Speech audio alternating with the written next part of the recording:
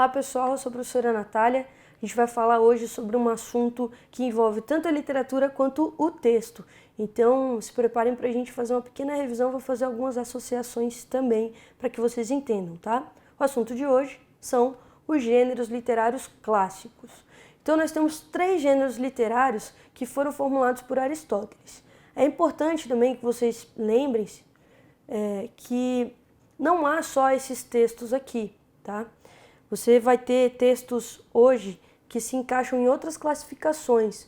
São as tipologias e os gêneros atuais, tá certo? Então isso aqui é o que é clássico e que já foi seguido por muitos autores. É importante só que vocês lembrem que uma classificação não anula a outra.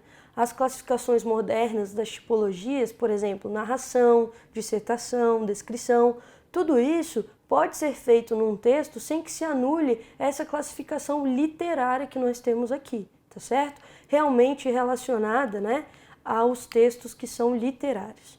Então vamos lá, primeiro vamos fazer aqui essa divisão e a caracterização de cada um deles.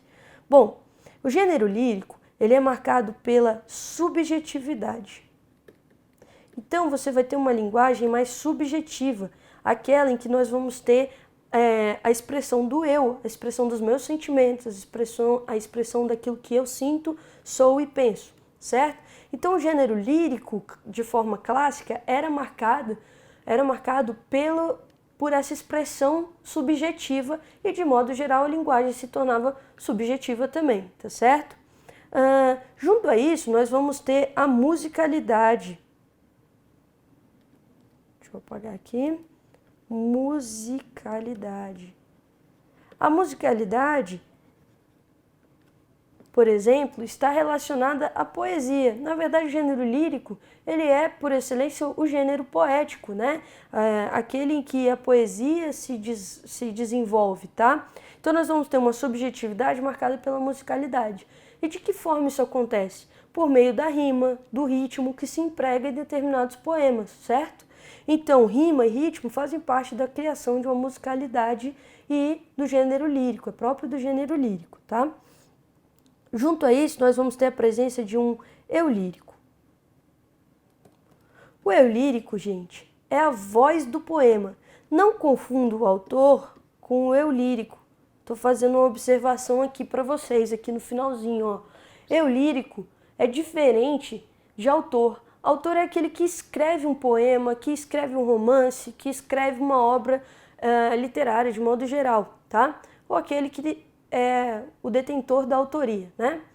Já o eu lírico é uma voz que assume no poema aquilo que se diz.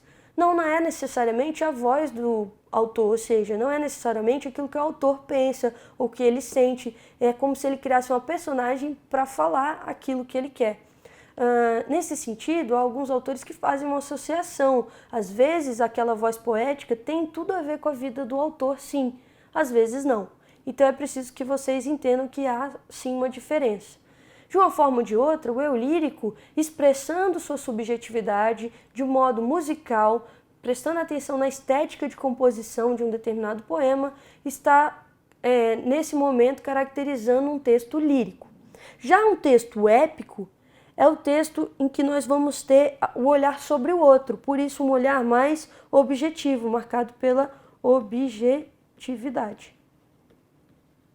Tá certo? Além da objetividade, o que é básico no texto épico é a narração. Deixa eu apagar essa confusão que fiz aqui. Opa, beleza. Narração, aí. A narração, contar uma história, desenvolver um acontecimento, personagens fazendo coisas, é o básico do épico. O épico também, ele forma a epopeia. A epopeia, gente, é marcada como a história de um herói, e o herói, ele vai também ser forma de mostrar em sua história as tradições de um povo. Conforme isso acontece, nós vamos ter a epopeia. Então, aqui, ó, texto épico é aquele que desenvolve de forma objetiva um olhar de terceira pessoa, falando do outro e não falando de si, desenvolve uma narração, certo? A epopeia é um tipo específico desse épico em que você conta a história de um grande herói e às vezes destaca as tradições de um povo por consequência. É o caso dos Lusíadas de Camões, né? Os Lusíadas de Camões contam a história de Vasco da Gama, dando volta no Cabo das Tormentas, com todas as características de época, como a retomada da antiguidade clássica, a medida nova e tudo mais. E por meio dessa história que se conta, a gente tem uma epopeia, porque a gente também vai destacar as tradições do povo luso, do povo português. Então, Camões escreveu uma epopeia por excelência ao fazer os Lusíadas, né? Ao realizar os Lusíadas. Já o dramático, o gênero dramático, professor, eu conheço esse gênero, sou eu mesmo e tal. Às vezes o seu colega é um dramático, mas isso só quer dizer que o seu colega está encenando, porque o gênero dramático é próprio do teatro, é próprio da encenação, ele é marcado pelo público. Então há uma encenação que vai ser uma forma de mostrar ao público algo por meio de diálogos e tal. E aí essa obra é escrita geralmente com as personagens e suas falas, né? Então tem a personagem, o que ela deveria fazer no palco, numa apresentação, e como ela deveria se expressar. Então o gênero dramático, gente, é isso.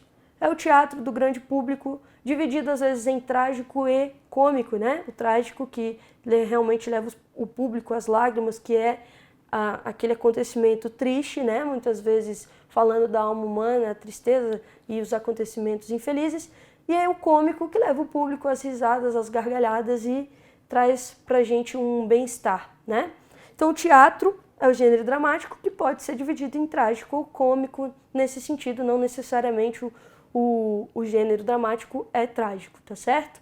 É isso, pessoal. Espero que façam bom proveito dessas dicas, dessa revisão básica de texto e literatura e que façam associações com outros textos além dos que eu citei, como, por exemplo, o Camões, né? Os Lusíadas de Camões. Além disso, já aproveitando, o gênero dramático, por exemplo, a gente pode ter o Édipo Rei. O Édipo Rei é trágico. Por outro lado, a gente tem o Alto da Compadecida, que é um gênero dramático, né? Mas não é trágico, porque tem o teatro cômico mesmo, básico aí de Ariano Suassuna, tá bom?